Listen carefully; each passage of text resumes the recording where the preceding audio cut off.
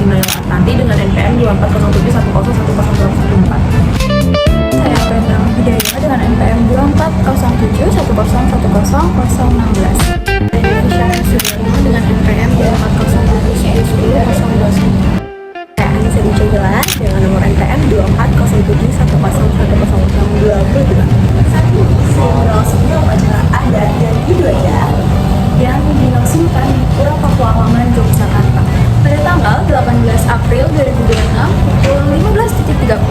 Tujuan kami mengikuti upacara adat ini untuk memenuhi tugas hukum adat kami. Selamat menyaksikan. Bye. Tanah yang menyimpan jejak sejarah dalam setiap hembusan angin, di antara dinding-dinding yang menjadi saksi perjalanan zaman, sebuah tradisi agung kembali menghidupkan denyut kebudayaan yang tak pernah padam. Pagi perlahan membuka tabirnya, cahaya mentari menyentuh halaman kadipaten dengan lembut, seakan turut memberi penghormatan kepada sebuah warisan yang telah dijaga lintas generasi. Disinilah, di Kadipaten Pakualaman, sebuah upacara sakral kembali dilaksanakan. Sebuah peristiwa yang bukan sekadar pergantian simbol, melainkan pengingat tentang nilai, kehormatan, dan kesinambungan sejarah. Hari ini adalah hari ganti Dwaja.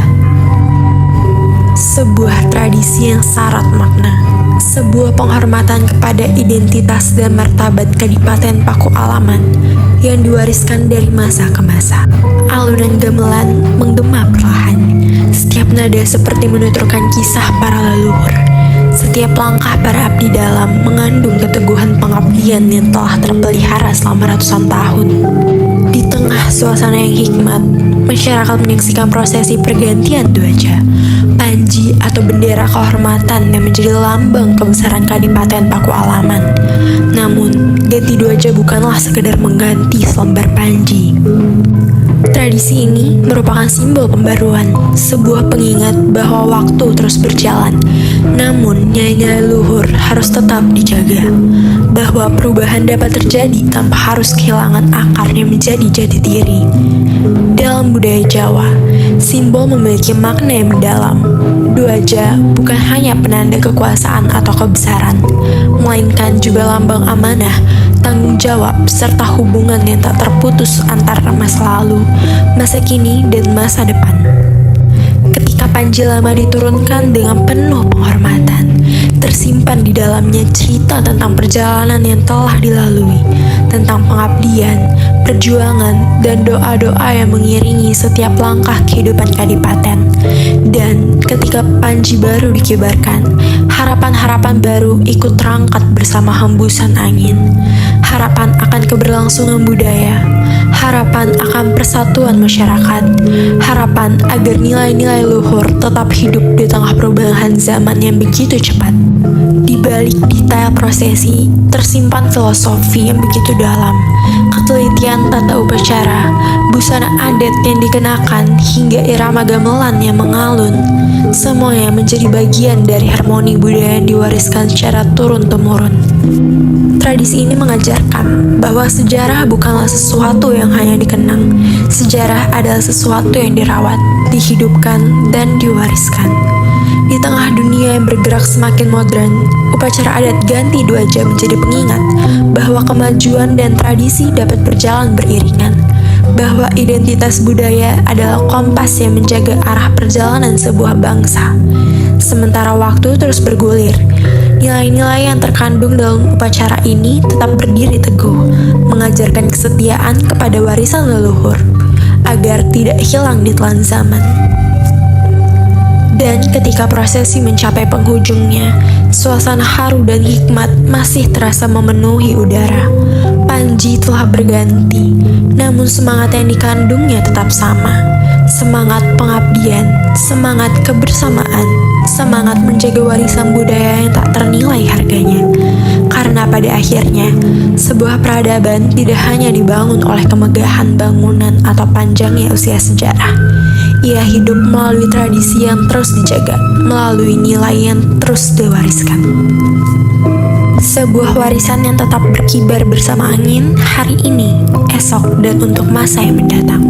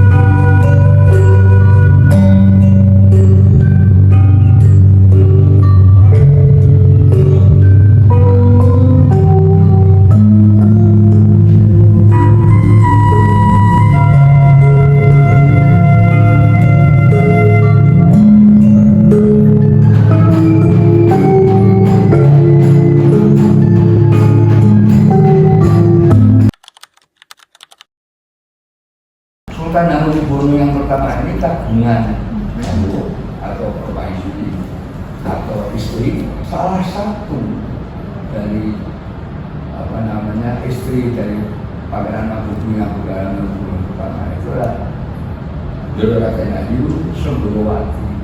Itu nanti akan melahirkan salah satu antara lain Pangeran Notokusumo. Secara singkat saja, perjalanan pergerakan itu Pangeran Notokusumo juga tidak disukai keluarga besar di sana. Orang dikira nanti akan mengganti.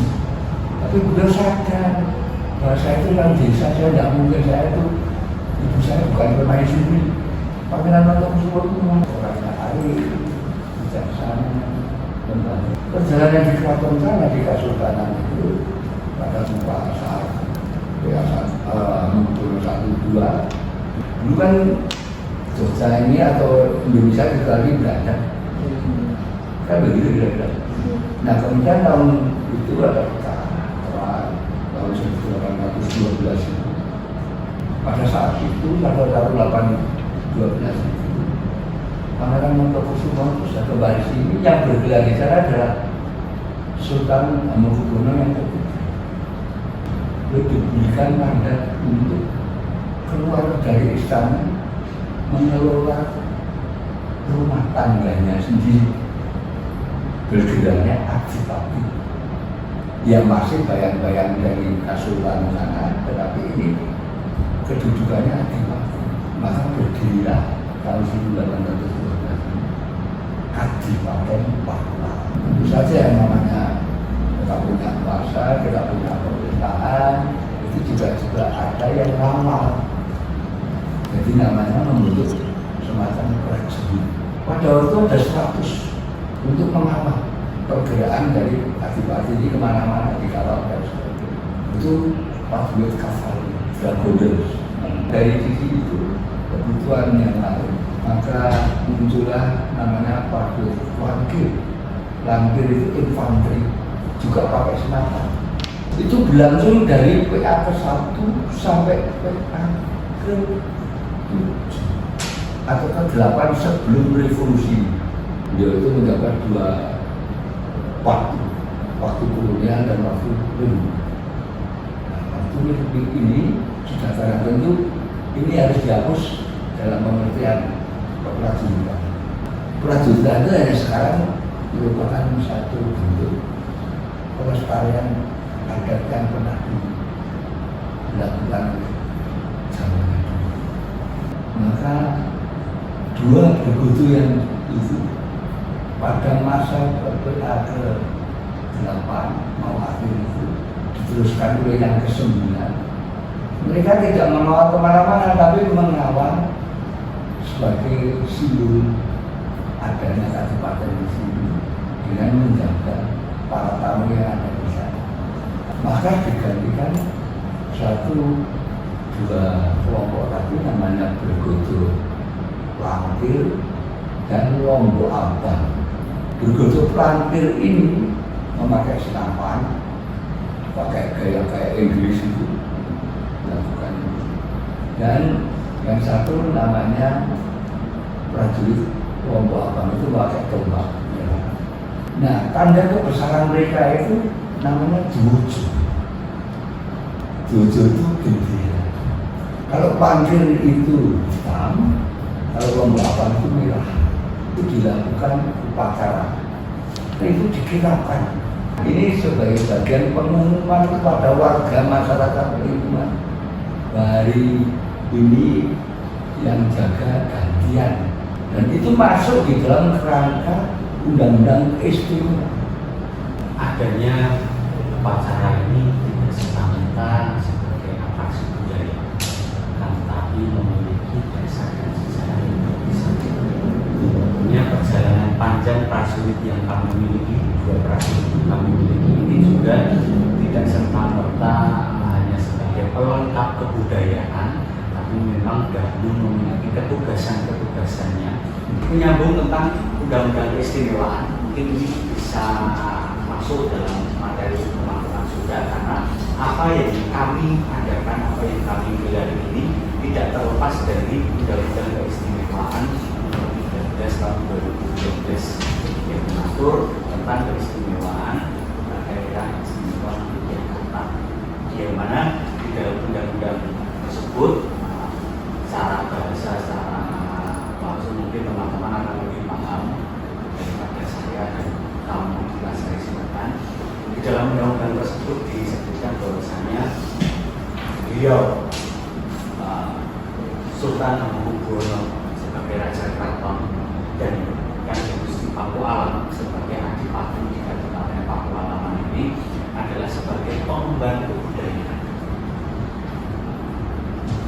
Atas dasar itulah kemudian budaya-budaya yang ada di Pulau Pakualaman ini kemudian dihidupkan kembali, digelurakan kembali, dan tentunya dilestarikan.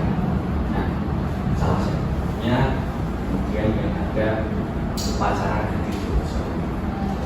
Upacara ini memang terinspirasi dan memang sudah dilakukan seperti halnya pergantian prajurit jaga di Istana Negara, dan juga pergantian prajurit jaga di Buckingham Inggris.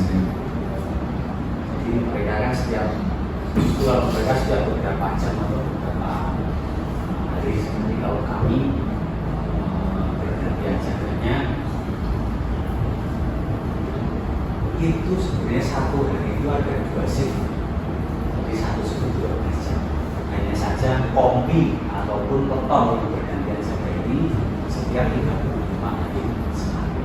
Petonnya tadi disampaikan Kanjeng Profesor bahwasanya petonnya Kanjeng Gusti ataupun Raja Bertahta sekarang adalah Sabtu Kliwon. Dan ini hari Sabtu Kliwon. Setiap Sabtu Kliwon ini dipilih untuk bergantian jaga, serah terima jaga antar prajurit. Antara prajurit Lombok Abang itu kenapa namanya Lombok Abang ya, karena memang warnanya merah cabai. Dan dengan prajurit Dragoner atau prajurit peninggalan Inggris tadi bergantian jaga. Hari ini nanti dari prajurit Lombok Abang akan diserahkan ke prajurit Dragoner untuk dijaga selama 35 hari ke depan. Di 35 hari ke depan, di hari Sabtu Kliwon selanjutnya nanti prajurit Dragoner akan menyerahkan lagi ke Lombok Abang dan seterusnya. Kemudian upacara Gedi Joso itu tidak tersurat di dalam undang-undang, akan tetapi yang menjadi dasar tadi adalah sebagai pembantu budaya. Nah, memang nyambung tentang hukum adat ini beberapa dan mungkin banyak juga upacara-upacara adat, upacara-upacara keagamaan ritual yang terjadi pada Pakualaman ini memang tidak ada hukum tertulisnya. Jadi kami ini melakukan apa yang sudah menjadi kebiasaan, apa yang sudah menjadi adat. Hampir semua upacara ataupun acara-acara yang dilakukan di lingkungan Pulau Pakualaman ini adalah berdasarkan pada adat. Yang adat itu sumbernya dari dawuh dalem atau perintah raja. Jadi sebelum upacara ganti Dwojo ini kemudian dihidupkan kembali, dulu memang sempat vakum. Iya. Memang sempat vakum. Kemudian ada Dawu Dalem, beliau Kanjeng Gusti dan bertanggal 10 Mei untuk mengadakan, dan itulah yang dijadikan adat di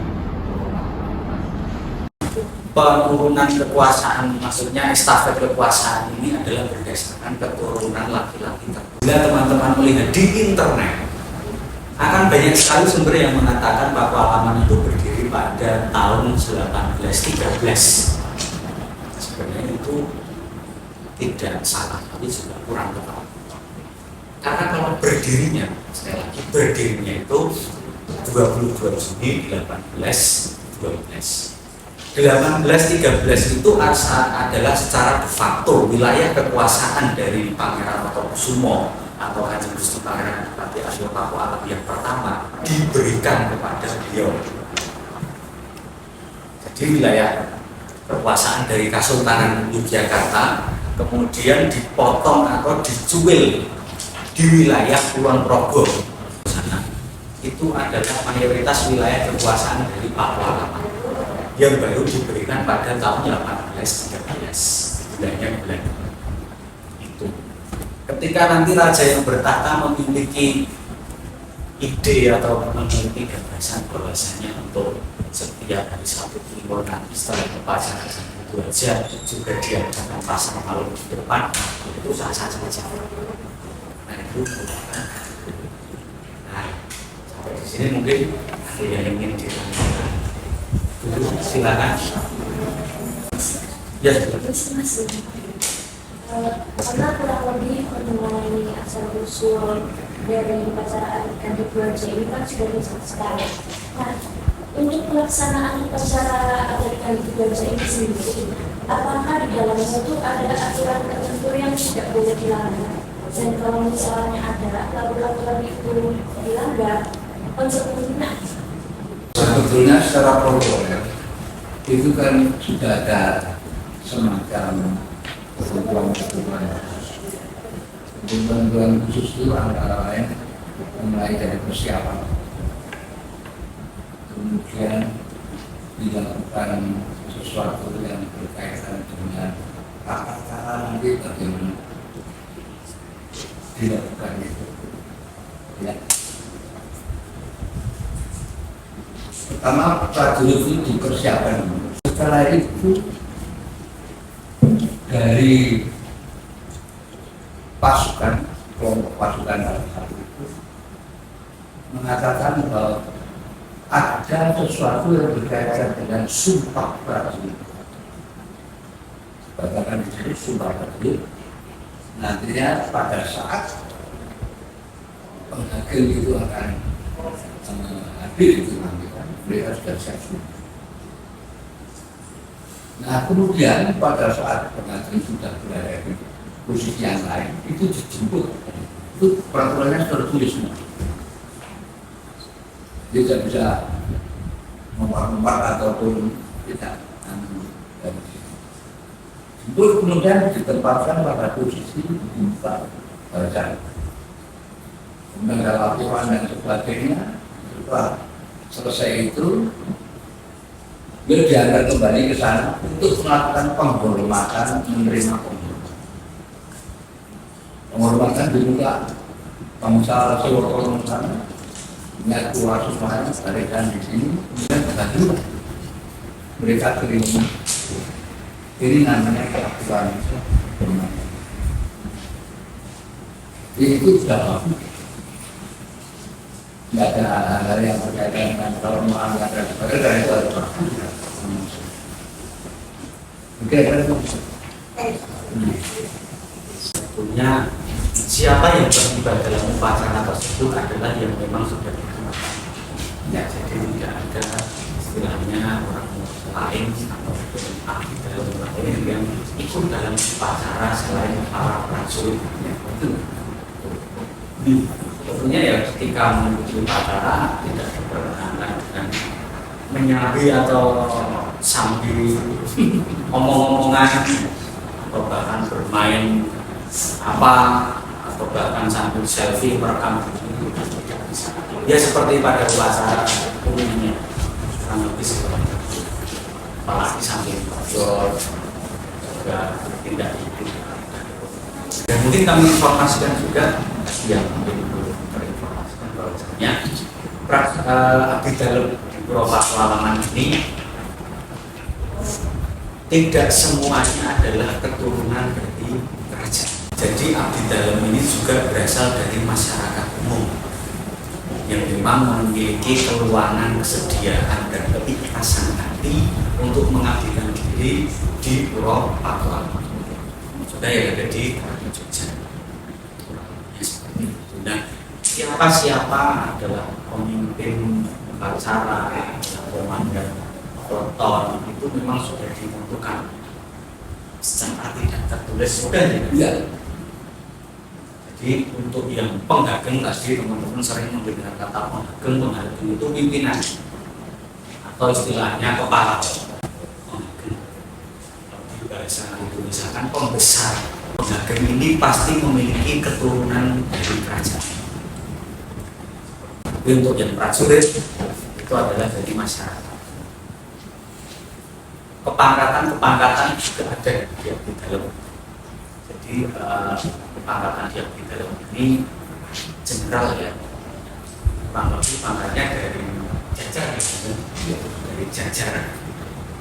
Kemudian nanti bekal, lurah, nabai, pedono. Kemudian nanti ada bupati Bupati Rio, Pedono, Rio, Bupati Bupati Sepuh, Bupati Nayoko. Bupati ini biasanya yang sudah Kanjeng Raden Tunggu, Kanjeng Mas Tunggu itu bupati. Kalau jajar itu ya istilahnya prajurit di TNI. Ya, itu ya sersan satu. Kemudian kalau lurah itu ya sudah mulai ida atau letu, leda. Kemudian di ABI itu sudah kapten, nah, kalau di prajurit sendiri juga ada sebagai jabatan fungsional, sebagai komandan, sebagai tindih itu wakil komandan, dan juga sebagai Manggolo Yudo itu muncul pimpinan tertinggi di keprajuritan. Mungkin ada lagi pertanyaan? Silakan. Ini tadi penjelasan di sini tadi kan sempat di-mention terkait ada ganti wajah ini kan sempat vakum. Itu kira-kira ada kendala tertentu atau bagaimana? Jadi sejak PA8. Jadi ketika masa pasca kemerdekaan masih peralihan dengan ibu kota yang baru, yang mana sempat ibu kota dipindah di Jogja 1949 ya. 1949 itu beliau yang bertahta pada saat itu Sri Sultan Hamengkubuwono yang ke-9 dan juga Paku Alam yang ke-8. Seiring berjalannya waktu dengan negara Republik Indonesia ini, kemudian Sri Sultan Hamengkubuwono ke-9 Raja Sultan Agung Jakarta ini diminta sebagai wakil presiden di Jakarta, sehingga kekosongan jabatan gubernur pada saat itu diisi oleh Pakualam ke-8 sebagai PJ gubernur. Jadi beliau tidak kerso untuk menjadi gubernur karena posisi beliau sebagai adipati. Jadi beliau dalam menjalankan pemerintahan ini masih sangat memperhatikan tata aturan di kerajaan. Kalau di Kesultanan ini lebih sepuh, sedangkan di Pakualaman ini adiknya, sehingga beliau pada saat itu PA8 tidak ingin melebihi, tidak ingin memanfaatkan kesempatan yang terbuka lebar sebenarnya untuk beliau jadi gubernur, tapi beliau hanya bersedia sebagai PJ. Sebab sebab beliau masih menghormati kala itu Sultan yang ke-9 sebagai raja sepuhnya. Itulah yang mana awal-awal kemerdekaan tentu Jakarta juga masih berusaha keras untuk mengembangkan daerahnya, berusaha keras untuk membangun daerahnya, sehingga beliau Paku Alaman sebagai raja di Kabupaten Paku Alaman ini tidak bisa sepenuh waktu, tidak bisa all out di sini karena harus membagi tugasnya dengan tugas negara daya. Pada saat itu kemudian vakum adanya tujuh tersebut. Dan tadi disampaikan perlu diambilkan kembali pada masa pemerintahan Kapolri yang ke-9 sampai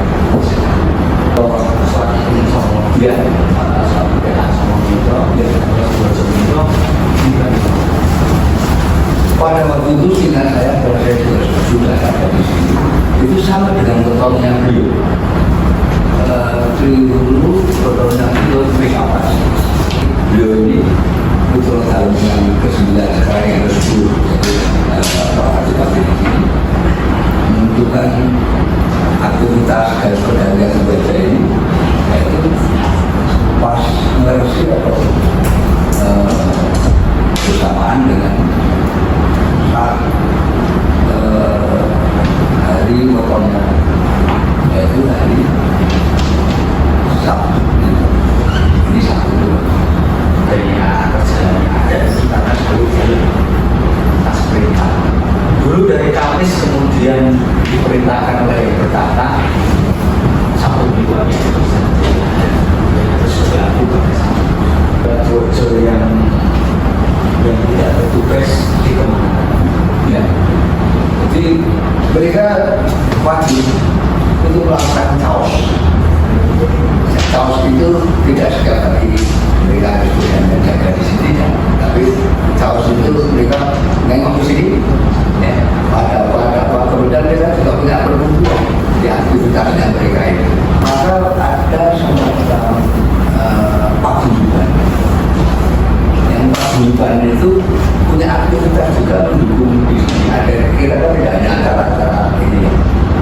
Pada saat acara-acara yang ada di sini itu banyak tidak hanya berkaitan dengan misalnya, misalnya ada wilujian.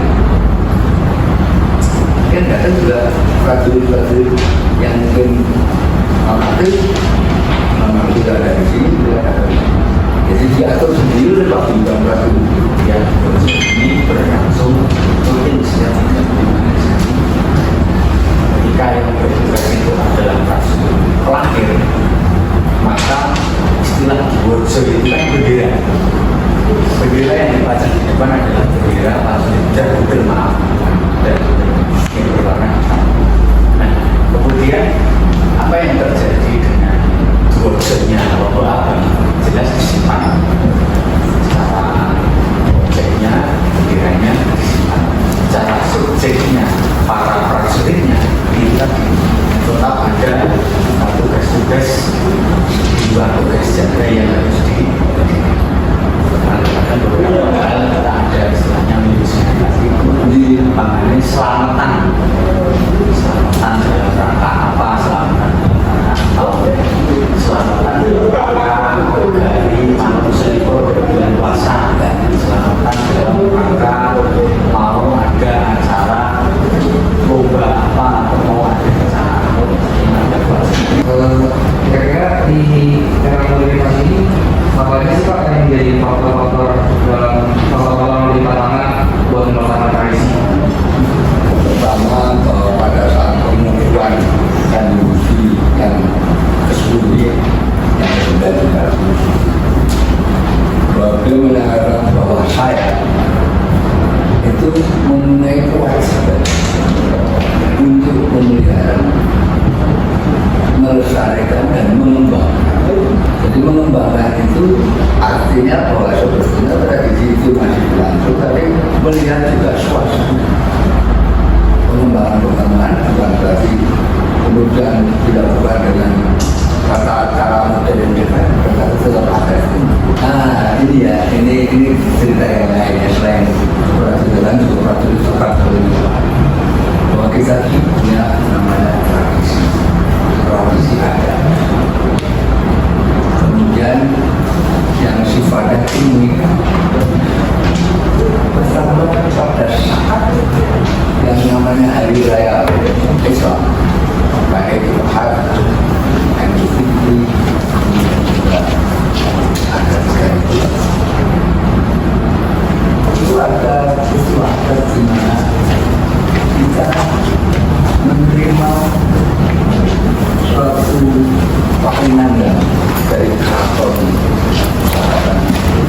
berupa keinginan itu berupa suatu kayak produk isinya itu ada silbumi, salah satunya itu kan di partai itu mendapatkan dari Kasuran siapa yang kesana. Di antaranya adalah Bergodo Prajurit.